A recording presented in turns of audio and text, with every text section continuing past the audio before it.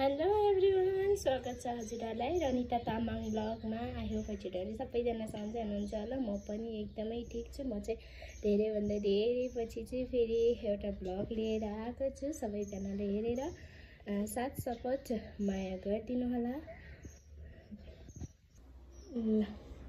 म चाहिँ आज लोकल कुखुराको मासु र ढेँडो खाने तयारीमा छु। मिलेसम्म त हजुरहरूलाई नि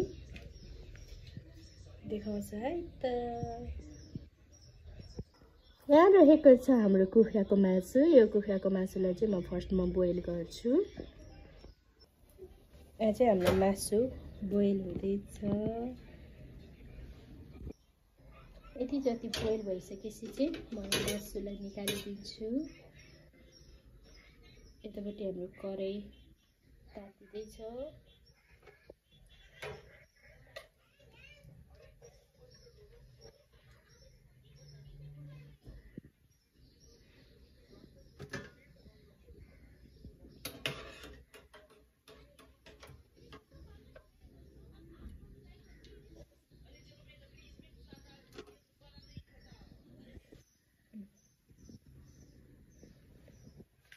चाहिँ यहाँ मासु बनाउन एकदम तयार अवस्थामा छौँ।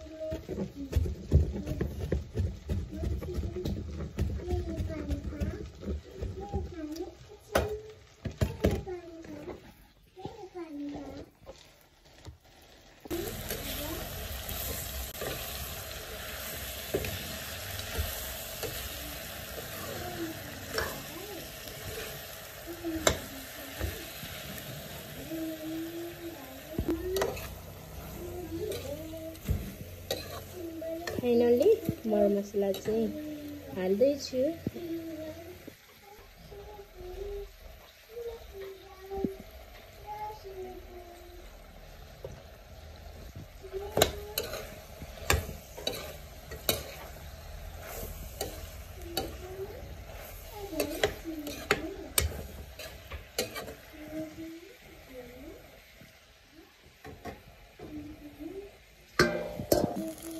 फाइनल्ली हाम्रो मासु चाहिँ यतिको भइसकेको छ। अब म यसमा सुप हाल्छु।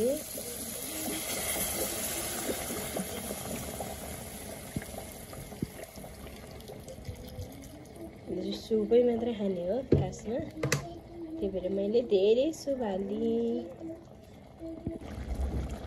ल, हाम्रो लोकल कुखुराको मासुको सब्जी चाहिँ यतिको भइसकेको छ भने अब म यसलाई निकालेर एक कराईमा म चाहिँ ढेँडो बनाउन जाँदैछु।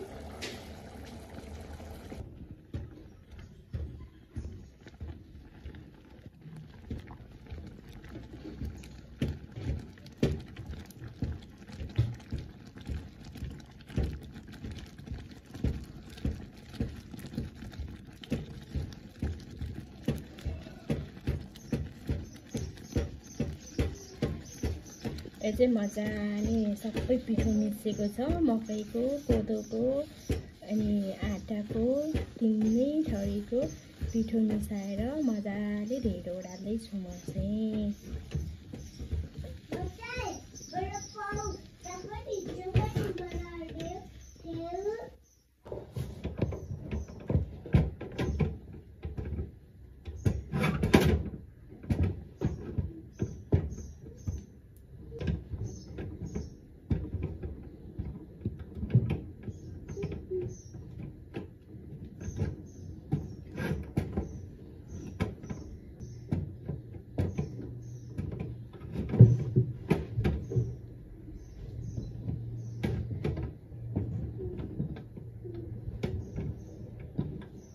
है हाम्रो आमा छोराको चाहिँ लोकल कुखुराको मासु एन्ड ढेँडो चाहिँ रेडी भइसकेको छ। बाबु खाना रेडी हैन त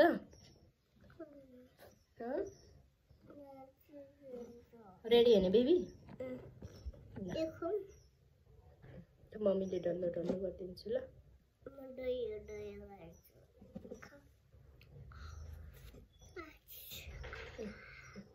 यस्तो वाला खाने हो नि त अनि बाबुले त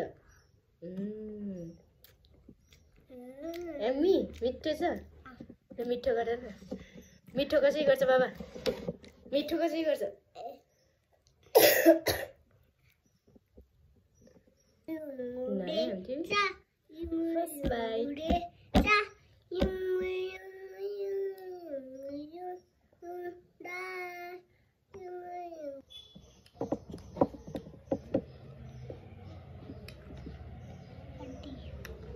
मम्मी हड्डी है शादी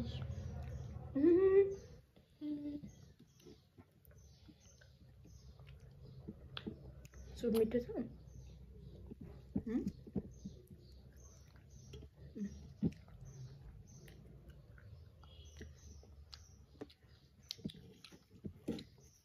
मिठो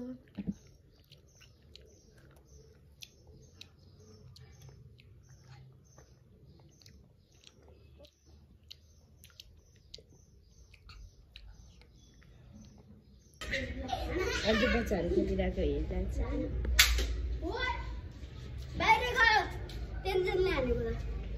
केन्जी हो केन्जी अझै आहान लामाले के गर्नु भएको थियो ल ल ल भाइले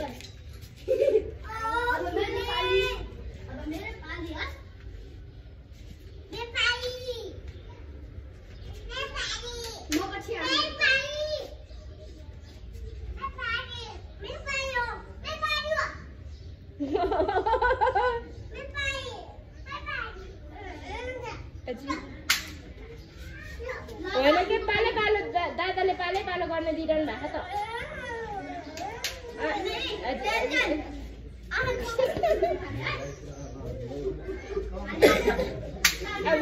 आहान चाहिँ गएको हेर ल अब केन्जीको पालो आयो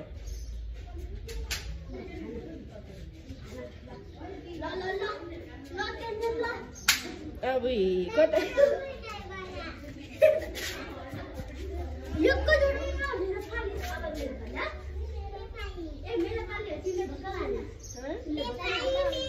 के भयो रे छोरी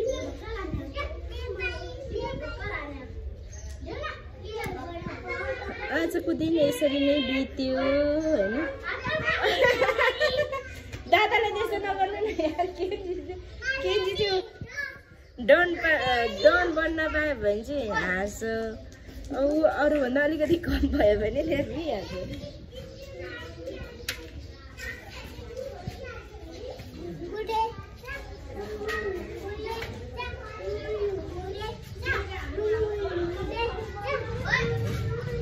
आजको भ्लग चाहिँ म यहीँ इन गर्न चाहन्छु सबैजनाले माया गरिदिनु होला साथ सपोर्ट गरिदिनु होला keep loving and keep supporting guys